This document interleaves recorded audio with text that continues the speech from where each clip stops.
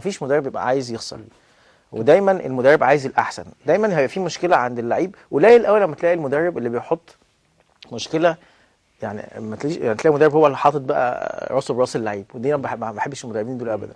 يعني مدرب انا بحسه ما عندوش بيعند مع اللعيب شخصيه. شويه. بيعند مع اللعيب شويه. ايوه في مدربين كده. انا في مدرب اتعاملت معاه في حياتي كان هو واحد بس هو اللي كان بالطريقه دي.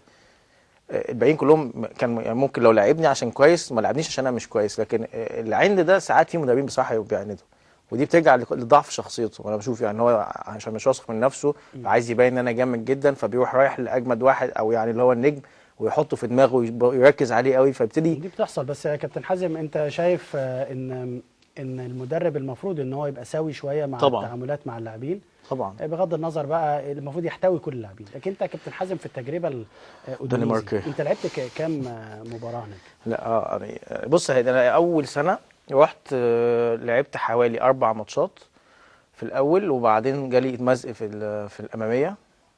ما لعبت 4 ماتشات يعني كبديل عشان برضه الكلام يبقى واضح. يعني لعبت مثلا ربع في تلت في نص كده يعني.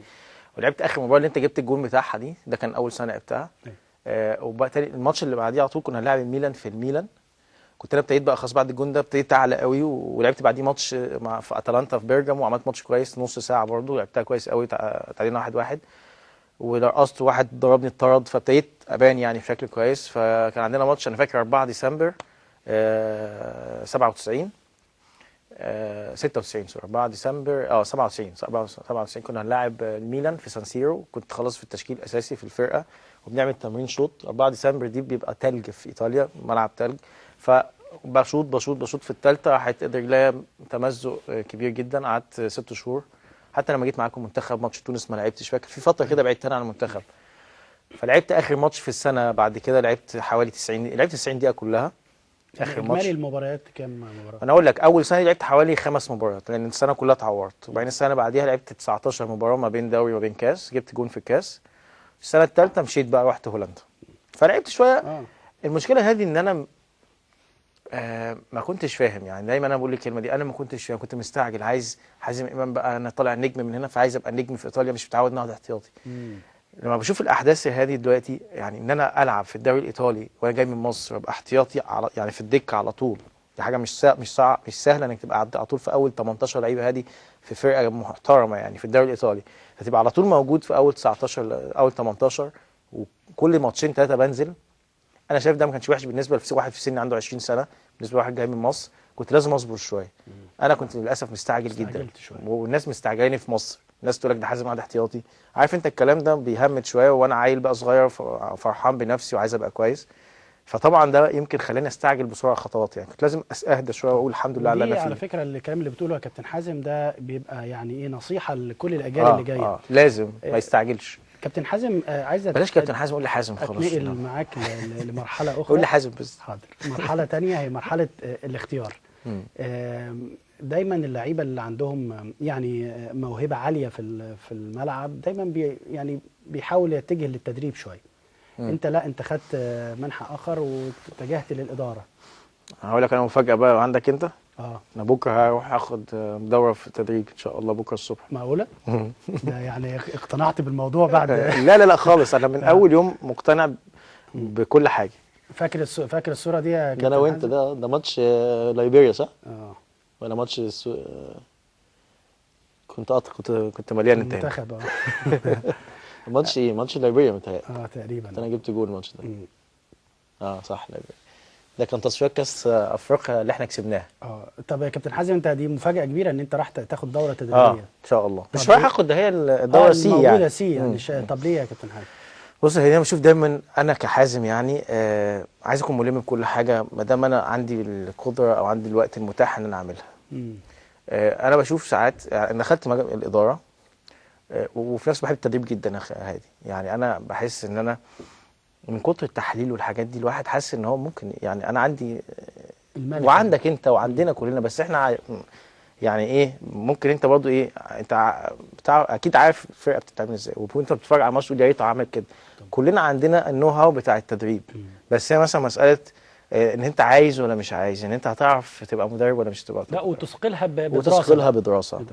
فانا شفت ان انا الدوره دي هتنفعني اولا في التحليل اللي انا بحلله ده في هنا وبره، حاجه كويسه تبقى دارس، دي هتساعدني برضه لما تبقى دارس.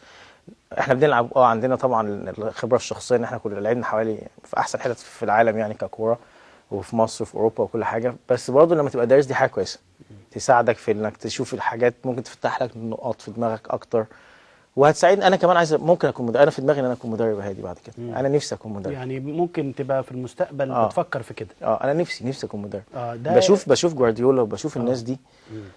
ده جوارديولا كان ماسك سكند تيم هادي، يعني ماسك مثلا فرقه 20 سنه في الاهلي مثلا، ويمسك فرقه درجه اولى وينجح النجاح وينجح هذا النجاح الغير طبيعي، وضرب كل الارقام القياسيه اللي كانت موجوده قبليه في اي، وسنه صغير، وضرب اسمه ايه، كرويف اللي هو كان ملك برشلونه، خلص عليه دلوقتي كل الارقام بتاعته، ولسه ده ثالث سنه يدرب او رابع سنه. بس خليك عارف يا كابتن حازم ان التدريب لازم تبدا من تحت، يعني الاداره انت هي دي بدات من فوق.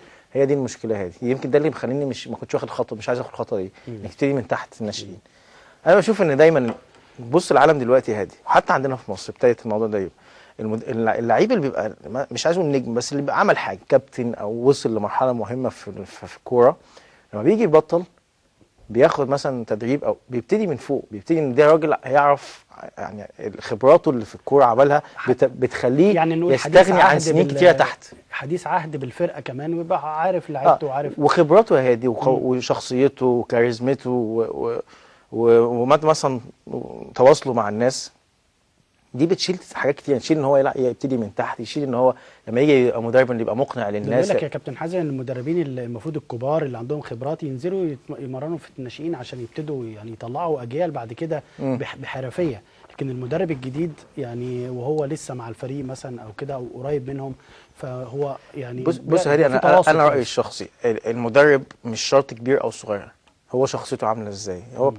بتختلف من واحد للتاني. يعني ممكن مدرب كبير وما عندوش شخصيه، وياما شفنا مدربين كده هادي يعني ما يبقاش عندهم شخصيه ويبقى اللعيبه ممشياهم او مساعد ممشيه، ويبقى ممكن يبقى مدرب صغير بس عنده شخصيه وعنده كاريزما واللعيبه بتحبه او اللعيبه بتقتنع بكلامه، بيطلع لهم حاجات جديده كل شويه يخليهم عندهم استعداد يلعبوا كوره. فهي بتعتمد على شخصيه بني ادم بغض النظر هو كبير ولا صغير. طب لو بنتكلم على شخصية البني آدم ده كابتن حازم، أنت مارست الإدارة في نادي الزمالك كعضو مجلس إدارة. لو أنت التجربة دي كانت بالنسبة لك مفرحة وعندك قبول ليها وحسيت إن أنت ناجح فيها، أتصور ما كانش هيجي في ذهنك حتة التدريب. لا خالص، ملهاش دعوة بالإدارة. ملهاش علاقة. من أول يوم ما بطلت كورة وأنا برشح نفسي مجلس نادي الزمالك، وانا في دماغي ان هاخد ده في دماغي من زمان، يعني انا لما ابطل هكون ملم بكل الحاجه هذه، هكون معايا كل حاجه في ايدي. انا بقى كده اختار، ممكن ما حدش يختارني كمدرب بس ما جاليش حاجه، فانا في الاداره ماشيين كويس، بنحاول بنتعلم، مش ماشيين كويس يعني انا بتعلم، احنا لسه في الاول هذه والسنين دي انا بتعلم فيها وبخبط طب في واحد انت اتعلمت على ايده معانا على التليفون، الكابتن محمود ابو رجيله، نجم طبعا نادي الزمالك ومنتخب مصر ومدرب القدير. كابتن محمود. ايوه. ازيك يا كابتن محمود؟ ازي حضرتك كابتن؟ الله يبارك فيك. احنا ضفنا الكابتن حازم امام. وانت سيد الناس يا كابتن كشف. الله يكرمك. الله يخليك يا كابتن محمود. الثعلب الصغير الجميل.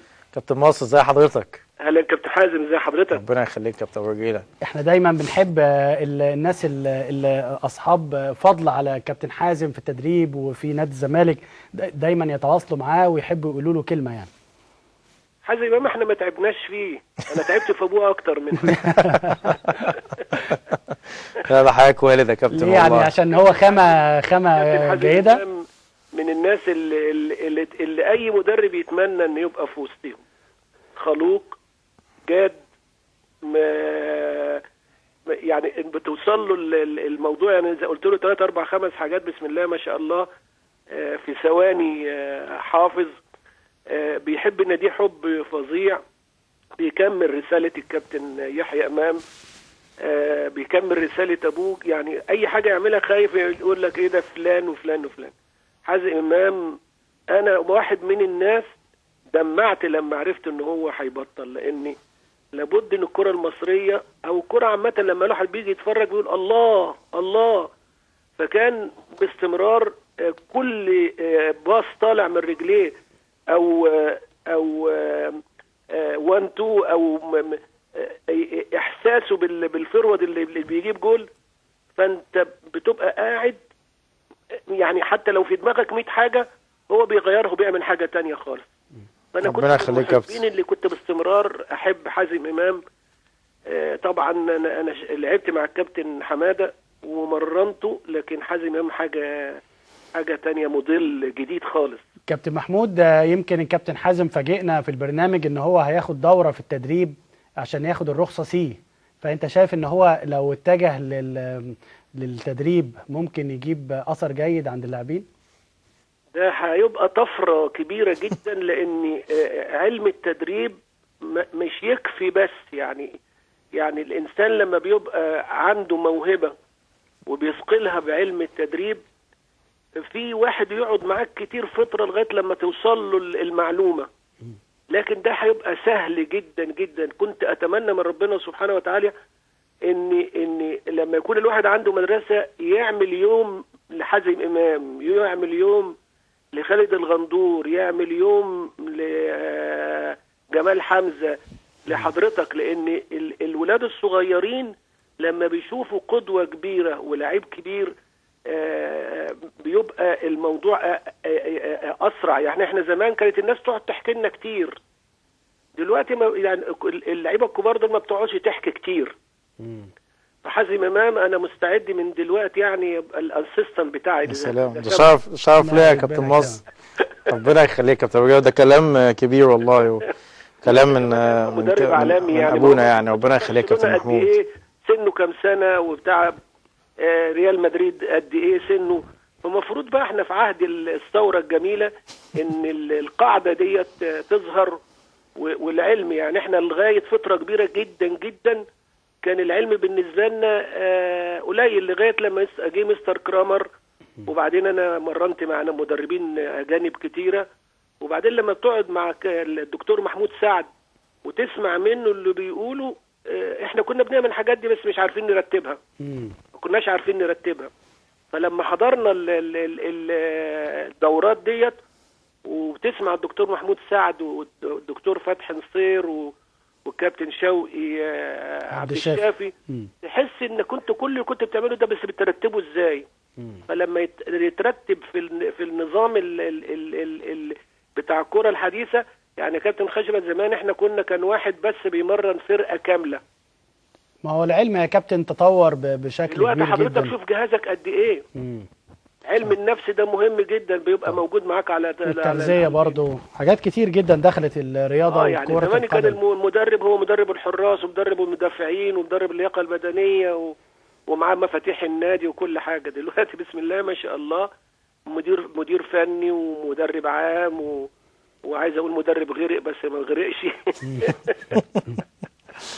كابتن محمود، يا كابتن محمود ربنا يخليك على مداخلتك معانا.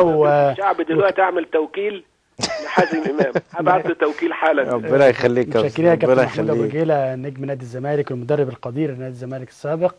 كابتن حازم، الاداره طبعا بعد عوده مجلس الاستاذ ممدوح عباس، ويبدو ان الوضع بقى فيه استقرار لحد كبير جدا داخل منظومه نادي الزمالك، بغض النظر عن الاحوال اللي بتمر بيها الرياضه. لكن انت شايف المرحله بتاعت مجلس اداره نادي الزمالك المفروض ايه الخطوات اللي انتوا هتعملوها للفريق الفتره الجايه وللنادي؟ بص يا كابتن هادي، زي ما انت قلت في نهايه السؤال، الاحوال اللي احنا فيها دي احوال صعبه جدا، احوال صعبه واحوال مش عاديه، واحنا جينا حتى النادي كانت الاحوال نفسها مش طبيعيه، يعني في خصوصا في النواحي الماديه.